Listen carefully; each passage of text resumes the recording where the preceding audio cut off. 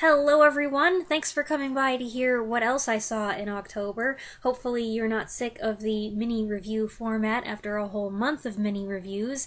These are all the films that I didn't already talk about, starting with number 1, 1950's State Secret. Douglas Fairbanks Jr. plays a surgeon who cautiously accepts the invitation of a fictional European dictatorship to attend an award ceremony. Once there, however, he learns he's actually been brought in to perform a secret operation on the eve of a sham election. When things go south and he tries to get out of the country, he finds a target on his back. The movie freely invites you to draw parallels between fictional Bosnia and any real-life, presumably Soviet bloc nation. What I wondered about was the language the characters were speaking. Was it real? Did it contain real words from various languages? Were the lines all written by one person? Or was each actor just producing his own vaguely Germanic, Baltic, Eastern European with a dash of Italian gibberish? The film's got a Hitchcockian plot and is well made and creatively told. The first few scenes contain a flashback, done POV style. It's kind of like Lady in the Lake. I enjoyed Fairbanks here. I confess I forget about him sometimes, and I wouldn't have pegged him for an everyman role like this, but he's very good, giving a natural performance that brings out the wittiness of the dialogue. All of the featured actors are entertaining. Jack Hawkins plays the ruthless but friendly minister, determined to maintain the balance of power. Glynis Johns turns up as a showgirl who gets dragged into Fairbanks' escape attempt. And hey, Herbert Lom puts in an appearance! Woohoo!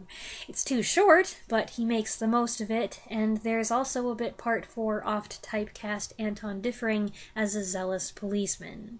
I found this to be an engaging thriller, and I really liked it.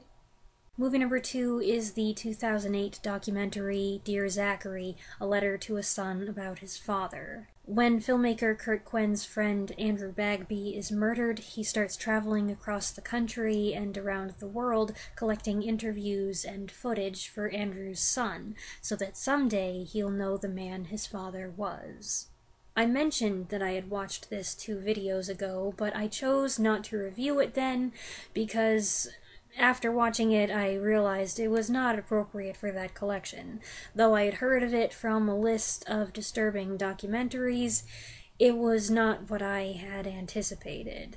As I said in that video, it is a disturbing and troubling story. The villain is the obsessive, manipulative, clingy type that unfortunately seems to have become all too common among men and women these days. But while that cautionary element is frightening, this isn't a story or a film that's meant to give you goosebumps and chills up your spine, anything like that. I didn't know what I was getting into when I sat down to watch this. I did no research, I didn't glance at any of the comments, so the twists were able to have their fullest effect, and they sure did. I was stunned by the course things took. It's an extremely well done, polished, yet personal film. It keeps up a fast pace. It was funny at times, it was heartwarming at others, it made me angry, but more than anything else, it was heartbreaking. I lost count of how many times I found myself fighting to hold back tears until I just couldn't hold them back anymore, and then I was a mess. And even just working on this video and looking at images from the documentary, I was moved once again. While I do recommend it, and I think it's most powerful if you can go into it the way I did, knowing nothing about the case, I feel I must caution you that it is a difficult, devastating watch. It also has some language and some mature content, including actual crime scene photos, which may be distressing. Movie number 3 is 2024's One Life, which tells the true story of Nicholas Winton, who made a heroic effort to get Jewish children out of Czechoslovakia before the German invasion. The narrative unfolds in both the past and the present, where an older Winton confronts his memories and his regrets. I've encountered the story of Nicky's children a few times in my Holocaust readings. A couple years ago, I remember I even did a little search to find out if there were any movies about him that I could get out of the library. So, in January, when I found out that one had just been released starring none other than Anthony Hopkins, and that those who saw it were singing its praises, I was eager to see it myself. It's an excellent film, based on Winton's daughter's biography of him, and as my parents observed, the filmmakers did a perfect job telling dual narratives in a clear and compelling way. Both Anthony Hopkins and Johnny Flynn as Winton are exceptional, so are the other featured actors. It's one of the great illustrations of the tremendous difference that one selfless, determined person can make. The film does an especially good job showing how Winton connected with each child. To him, each one was an individual, a little face with a personality in dire need of rescue.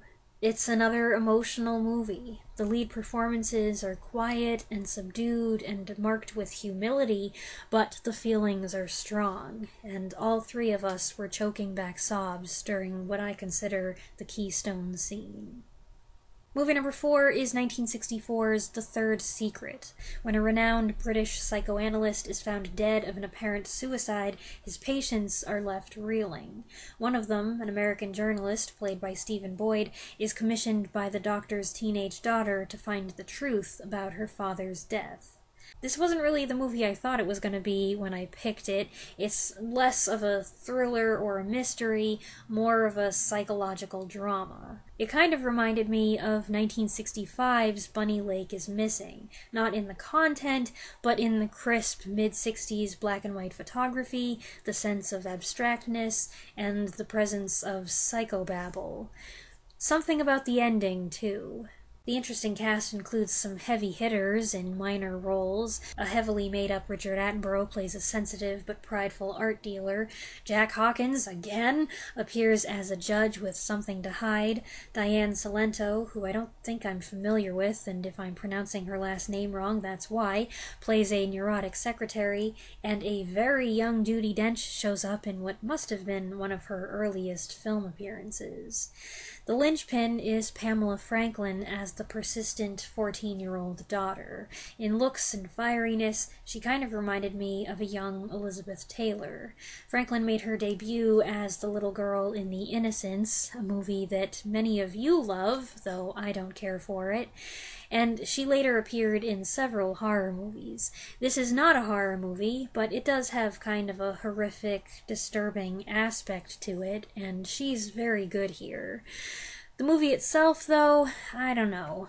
Boyd was kind of over the top, it's a bit talky and dull sometimes, and I was pretty iffy on it all the way through. Movie number 5 is 1965's Two on a Guillotine, starring Connie Stevens as the estranged daughter of a recently deceased magician, the Great Duquesne, played by Cesar Romero. To secure her inheritance, she must spend 7 nights in his big, spooky house.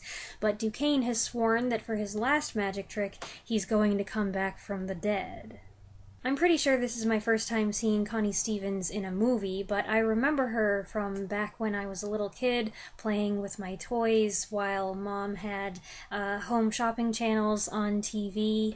Connie Stevens would come on HSN selling skincare products and a very nice smelling perfume, while Annette Funicello and Marie Osmond would come on QVC selling bears and dolls, respectively.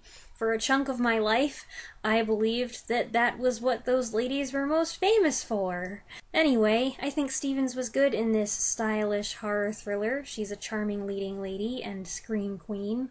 The Magician's Mansion is a wacky place indeed, rigged with all kinds of contraptions to scare her to death. In certain ways, this movie, which was produced and directed by William Conrad, reminds me of 1959's House on Haunted Hill, which was one of producer and director William Castle's gimmicky classics. Try not to get William Conrad and William Castle confused, they are very different. I enjoyed this. Besides having a couple decent thrills, it had appealing humor and romance, and it even had 1 or 2 touching scenes. The cast is small but solid, solid, co-starring Dean Jones as a reporter who pursues the heiress to get her story. Virginia Gregg has a key supporting part, along with Cesar Romero, of course. And Connie Gilchrist makes a great little appearance, providing comic relief as the unsuspecting housekeeper. And that's what else I saw in October. I hope you enjoyed the video. I hope this red spot on my cheek right here wasn't too distracting for you. It was distracting for me.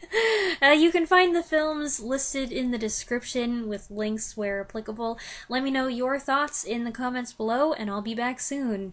Thanks for watching.